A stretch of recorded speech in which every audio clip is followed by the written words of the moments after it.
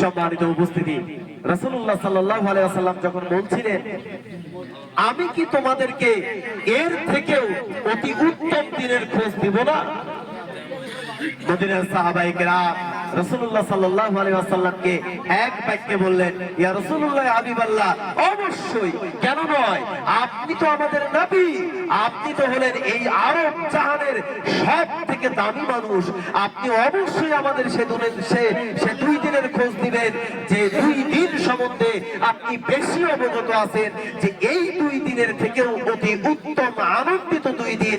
বলে রাসূলুল্লাহ সাল্লাল্লাহু আলাইহি ওয়াসাল্লাম বললেন, আমার আল্লাহ আপনাদের জন্য, আমার আল্লাহ তোমাদের জন্য দুইটা ঈদের দিন, দুইটা খুশির দিন, দুইটা আনন্দের দিন ধার্য করেছেন।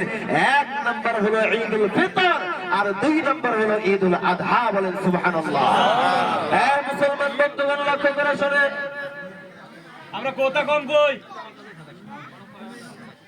মুসলমানদের ঈদ, মুসলমানদের আনন্দ, এই আনন্দকে আলাদা করার জন্য, ভাগ করার জন্য আমার নবী মুহাম্মদুর রাসূলুল্লাহ সাল্লাল্লাহু আলাইহি ওয়াসাল্লাম জাহেলিয়াতের সময় দুই দিন ছিল, আমার নবী মুসলমানদের জন্য দুই দিন নির্ধারণ করেছেন।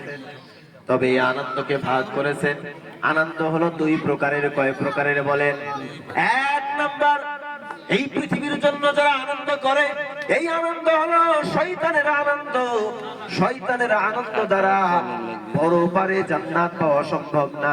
শয়তানের আনন্দ দ্বারা অন্তরে আত্মিক প্রশান্তি পাওয়া সম্ভব না। শয়তানের আনন্দ দ্বারা পরপারে শান্তি পাওয়া সম্ভব না, মুক্তি পাওয়া সম্ভব না। আল্লাহর নবী মুহাম্মদুর রাসূলুল্লাহ সাল্লাল্লাহু আলাইহি ওয়াসাল্লাম দেখলেন আমার উম্মতেরা যেই আনন্দ ভোগ করছে, এই আনন্দ আত্মিক আনন্দ হতে পারে না, আত্মিক প্রশান্তির আনন্দ হতে পারে না।